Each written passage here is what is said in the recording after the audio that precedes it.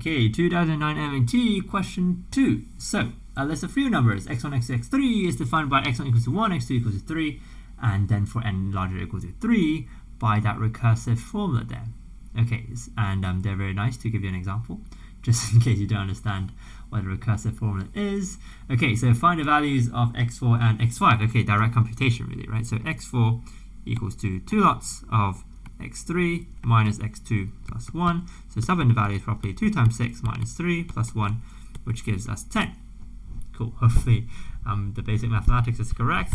And same logic, x5 equals to 2x4 minus x3 plus 1, which equals to 2 times 10 minus 6 plus 1, which is 15. Okay, sweet. Part 2. Find values of real constants a, b, and c such that for n equals to 1, 2, 3, and they underline that, xn equals to a plus bn plus cn squared. Okay, well, do what you're told to do, right? Do what you're told to, okay? No matter from MAT or STEP questions. Do what you're told. n is 1, 2, 3, right? Do it then. So, x1 equals to what? x1 equals to a plus b plus c. Okay, and x1 is how many? x1 was 1. Fine. x2 is a plus 2b plus 4c, and that is 3. And x3 is a plus 3b plus 9c, and that should give 6. Okay, then you just have to solve simultaneous equations, right? Which is actually slightly annoying. And is there a good way to solve this? I'm not sure.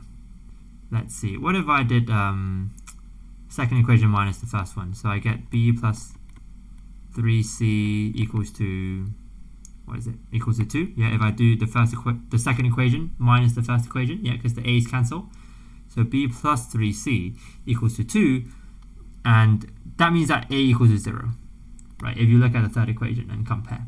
Okay, that's really helpful. A equals to 0, lovely.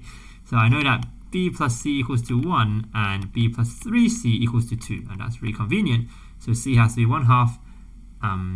Is it? Yeah, c has to be 1/2, and b is also 1/2. Lovely.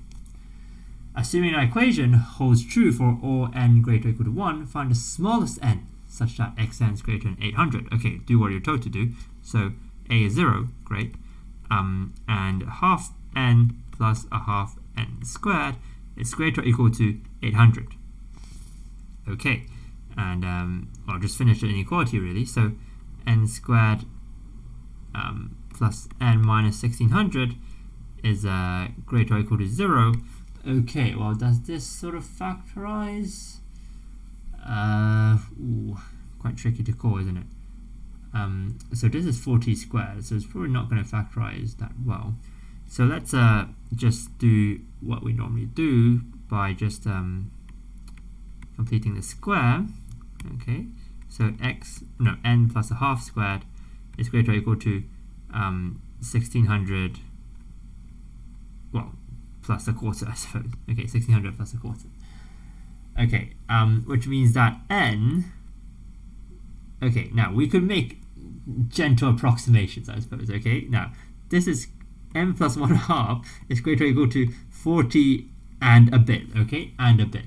So now that bit is never going to be more than 1/2, I suppose. Okay, 40 and a bit. So n is greater or equal to 39 and a bit. Okay, now that's quite I don't know if you could write that in the exam, okay, but I think for now it's good enough. Okay, you could write down the rigorous values in the exam, okay, but you know, I'm doing mental math, so approximately. Okay, so n is greater or equal to 39 point something, which implies that the smallest n has to be 40. Okay, cool. And part 4, a second list of real numbers is defined by y, 1 equals 1, and blah blah. Find, explain your reasoning. A formula for yn, which holds for n greater or equal to 2. Okay, so essentially every time you're adding like 2n to the last number. So if y1 is 1, and now try a couple first. You know, y2 is what? 1 plus 2 times 2, I suppose. And y3 is 1 plus 2 times 2 plus 2 times 3. Okay, now we sort of get the hang of what's happening, right? So what if I had yn? Yn would equal to 1 plus 2 times 2 plus 2 times 3 plus blah blah plus 2 times n. Okay, how do I make this pretty? Well, there are millions of ways to do so, but I think the obvious way is by doing, okay, let's say I multiply the first 1 by 1. No, let's say I multiply the first 1 by 2, okay? And I have to subtract it at the end, right, just to compensate. Okay, and that's 2 lots of the sum from 1 to n, which is n times n plus 1, or over 2, right, minus 1, which gives a lovely formula, n squared plus n minus 1. Sweet, that's quite cool.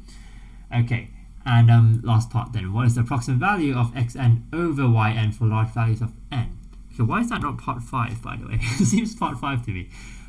Okay, so what is xn? Xn is, what do we have? We had a half n plus a half n squared, and for yn we had n squared plus n minus 1. Okay, so for large values n, okay, so I have to take the limit as this thing tends to infinity, essentially.